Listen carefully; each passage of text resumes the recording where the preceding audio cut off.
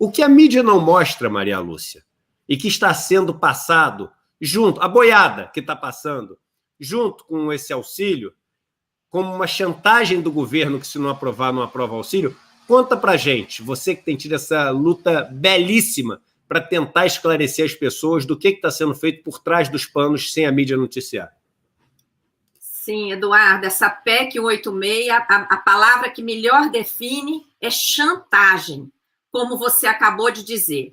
Primeiro, porque essa PEC foi negociada por Guedes e Bolsonaro com o Senado no final de 2019, antes da pandemia.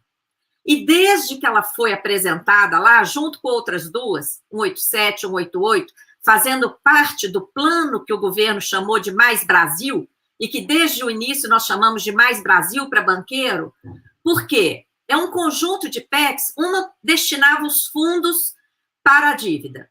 Outra, que é essa 186, impedia qualquer reajuste e ainda cortava até 25% dos serviços públicos, da jornada de trabalho e dos salários de servidores para destinar mais dinheiro para a dívida. Todas essas três destinavam mais dinheiro para a dívida. Então, que dívida, né? Uma dívida que nunca foi objeto de uma auditoria e que nós, da Auditoria Cidadã, temos mostrado que é uma dívida que cresce principalmente por causa dos mecanismos do Banco Central de política monetária suicida que são praticados aqui no Brasil.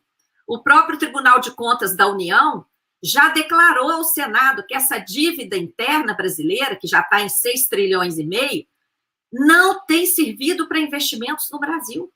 É uma dívida meramente financeira, de mecanismos financeiros, e que não tem sido usada para qualquer investimento no Brasil, segundo o próprio TCU. Bom, então, primeira chantagem. Essa PEC já é emergencial, ela foi batizada de emergencial pelo governo desde 2019. Então, o emergencial que está no título dela não tem nada a ver com auxílio. A outra chantagem é a seguinte: o auxílio emergencial não precisaria ter sido interrompido. Eduardo, a última parcela paga foi dezembro. Em janeiro, bastaria o governo editar um decreto prorrogando o estado de calamidade pública. E nós estamos. Olha aí o que o Jamil acabou de falar, você, todos os jornais, todos os cientistas respeitados desse país estão denunciando. A calamidade só está piorando. Bastaria um decreto. E em janeiro poderia ter pago o auxílio. E muito maior, sabe por quê? Nós fechamos 2020 com 1,289 trilhão na conta única do Tesouro. Gente, dinheiro em caixa. 1,289 trilhão na conta única do Tesouro Nacional. Fora o dinheiro que está lá fora, na gaveta, em reservas internacionais, que a gente poderia usar, sim. No final de 2019, o Guedes usou quase 40 bilhões de dólares porque os bancos queriam dólar. E ele usou. Por que agora que o povo está morrendo não poderia usar? E temos também mais 1 trilhão e tanto no caixa do Banco Central, que também poderia usar. Mas sem falar disso, vamos falar só da conta única. 1,3 trilhão em dezembro de 2020. Então, em janeiro, o governo poderia ter simplesmente editado um decreto, Eduardo.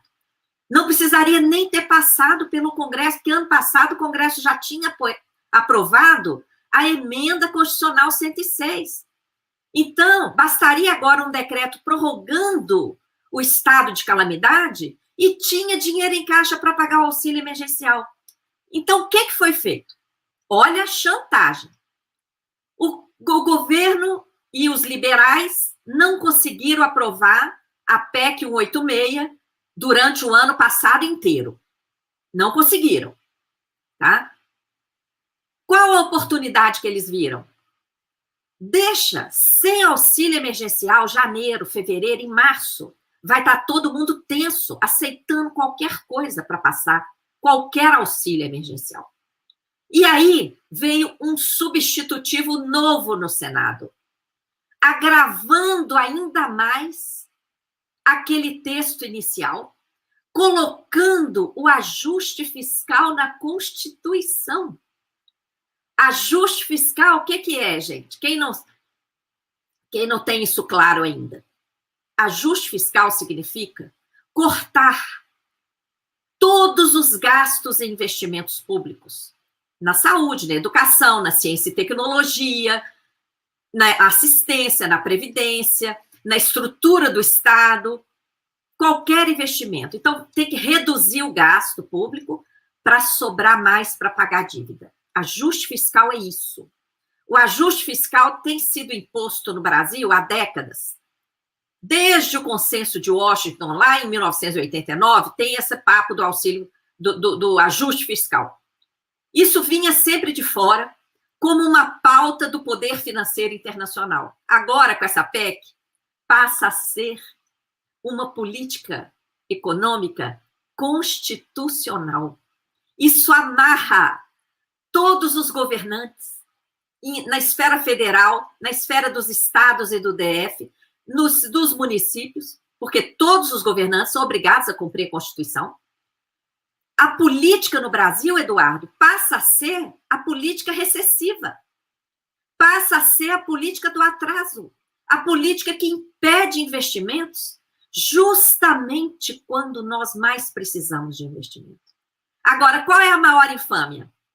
Como você falou, a PEC está autorizando aí um auxílio emergencial que, no total, autoriza a destinação de 44 bilhões para dividir para 4 meses para esse auxílio pífio. E o que acontece com aquela dinheirada lá, 1 trilhão e 300 da conta única? Sabe o que a PEC faz? Transfere para pagar a dívida. Então, essa PEC é a PEC do calote, ela está roubando dinheiro das áreas sociais, porque esse 1 trilhão e 300 poderia estar indo para a saúde, para assistência, para ciência e tecnologia. A PEC 186 está roubando esse 1 trilhão e 300 para pagar essa chamada dívida pública, que está sendo usada para remunerar a sobra de caixa dos bancos, para cobrir prejuízo de 200 e tantos bilhões do Banco Central, como cobriu lá em 2016, quando ele fabricou a crise, com prejuízo de swap cambial e todos os outros mecanismos, né, que a gente está vendo o Banco Central criar. Nós conversamos mesmo um dia daquelas letras financeiras que o Banco Central autorizou os bancos a emitirem, e se eles não pagarem, isso aí vai virar dívida pública também. Então, é um absurdo o que está por trás dessa PEC e a enganação de que, por exemplo, hoje vai ser votado um destaque que impede ali, que tira da PEC aquela trava para promoções, reajustes de servidores e etc. Gente, isso aí vai simplesmente deixar de estar explícito.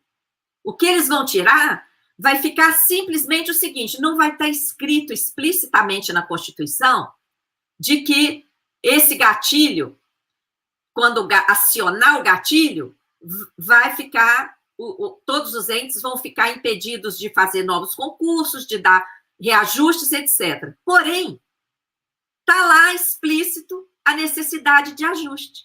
Então, dá no mesmo, porque para cumprir o ajuste, não vai poder dar reajuste, não vai poder fazer concurso, não vai poder aumentar nenhuma despesa obrigatória.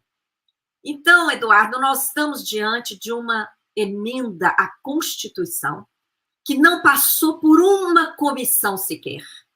Nem os parlamentares estão entendendo direito o alcance do que eles estão votando, porque não houve debate. Não houve debate entre eles, não houve debate com a sociedade, o que é um absurdo, porque se estão fazendo votação virtual, tinha que ter audiência pública virtual para ouvir a sociedade civil que vai pagar essa conta, não é? Como disse o Carlos Aires Brito, a Constituição não é dos deputados e senadores, a Constituição é da nação. E para modificá-la, eles teriam que respeitar a nação brasileira. Então, um resumão assim, inicial, Eduardo, é isso. Estamos diante de um grande drama da condenação do Brasil ao atraso, à recessão. Vai aumentar muito mais o arroxo que a gente já vive desde a emenda constitucional 95, a tal PEC do teto.